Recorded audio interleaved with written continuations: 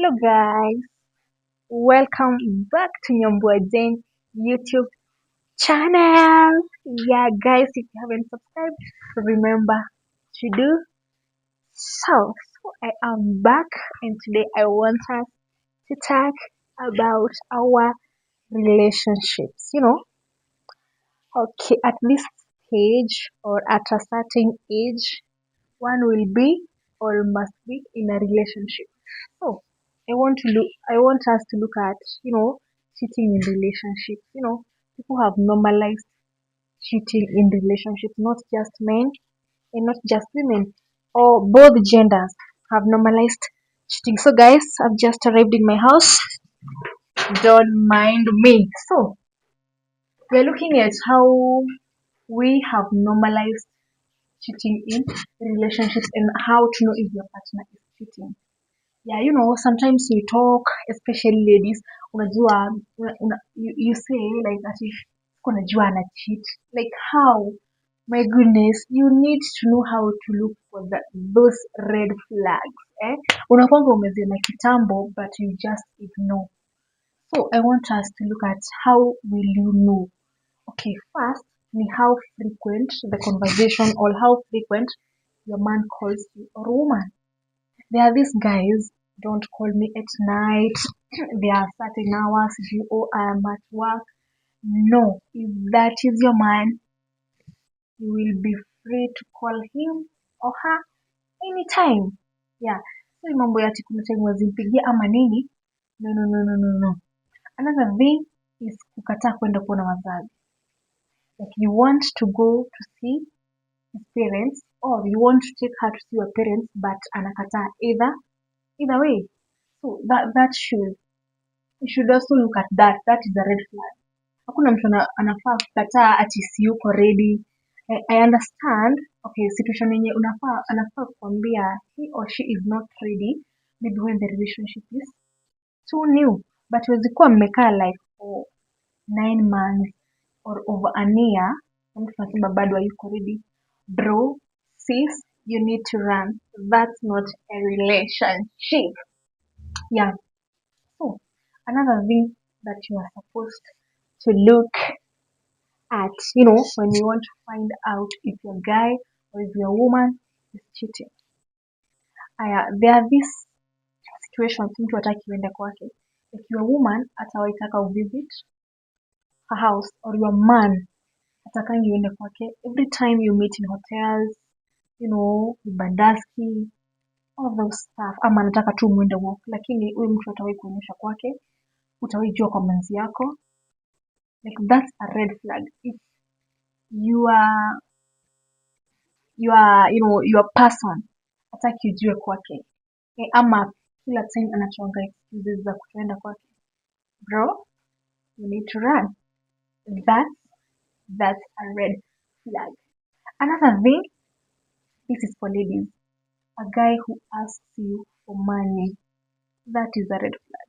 He isn't supposed to. I mean, he has his friends. What happened to them? You are not supposed to ask your woman for money. I'm not saying women should keep on asking for money, but I'm just saying for guys it's a bit weird. As for me personally, if a guy asks me for money, no. But there are circumstances where if he can ask you for money, you are supposed to give or you can consider. If the relationship is old enough, you have known this guy, you know when he's low and when he's okay, you can do that. You can lend him, you can give him, it depends on the situation. But you can't tell me like a 1 month or 2 month or 3 month old relationship and your guy is asking for money. No, what is he doing? That isn't supposed to happen. So another way as we proceed is if a guy or your woman does not want you to meet his friends or her friends, like huyu mtu anakuficha kutoka kwa marafiki wake, will never introduce you to his friends, her friends, like uko tu, it's only you and him. Yeah, sometimes we say ati you don't mind about the friends or what. No, you are supposed to know them. let you know the friend, your man or your woman is working with or is or deals with. No, you need to know. Another thing, if your partner never posts you, never does it, I understand there are people who say they want privacy, they want a relationship that is out of social media. I understand. But there are situations where a guy, not even on your birthday, not on Valentine's, he will never post or she will never post you. Why? I understand you don't want social media, but hey, it can be at least once in a while. But all these things, let people know you. If he is on social media, let him not tell you that he don't like social media. If he or she is on social media, post that guy, post that woman. I mean, you can only understand this if he or she says that he or she wants a relationship that is out of social media. He should not be on any social media platform. Yeah, you heard me correctly. He shouldn't be or she shouldn't be on any social media platform. Cause don't you can't tell me that you want a relationship that is out of social media, but you are on that social media. What are you doing? Didn't you say you don't want it? No. If you're on social media, let them know. If we are not telling them everything, no, we are just letting them know we are together. This is, we are doing this. We have decided to do this together, but not this stuff of I don't like online what. I want privacy. My sister kitakuramba. Brother kitakuramba. Eh? So another thing, there are these people who will post you, but post only on WhatsApp. So why am I saying this? You might be posted on that WhatsApp, but you might be the only viewer. Wewe na yeye, you are the only people who are seeing that picture. That love of my life. You know? So if you have been posted on that WhatsApp, WhatsApp, sorry. Okay. Always try to find out. Eh? Angalia. Angalia the viewers. Angalia hiyo simu yake. Check it. You might be the only person, you and him or you and her, who are the only ones who are seeing that thing. Can you imagine?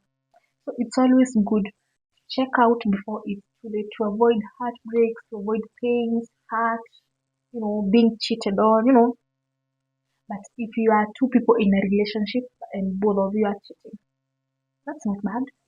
Uh-huh. If the two of you are cheating, no one is at a loss. But if it's a relationship like one person is cheating, the other person is not cheating, that is the kind of relationship I'm talking about. Try to find out. Eh? Look for those red flags. Dig for them. Never ignore them. Yeah, because my sister will be hurt. My brother will be hurt. Yeah. Not all people cheat, and that's why I'm saying this. So let's always check out. Always look for red flags. Never ignore them. Check his phone. Hii mambo ya ati simu yake ni yake, yangu ni yangu, sijui sitaki access. No, itafute. And once you find out, decide whether to leave or not. But it's always advisable. Leave when it can no longer work. If you don't like being cheated on, if you don't cheat, if someone does it to you, just find your way, find your path. Yeah, men are many, women are many. There are plenty, not all like the disciples. Yeah. So guys, that's all for now. I decided to share that with you. So I'm cooking.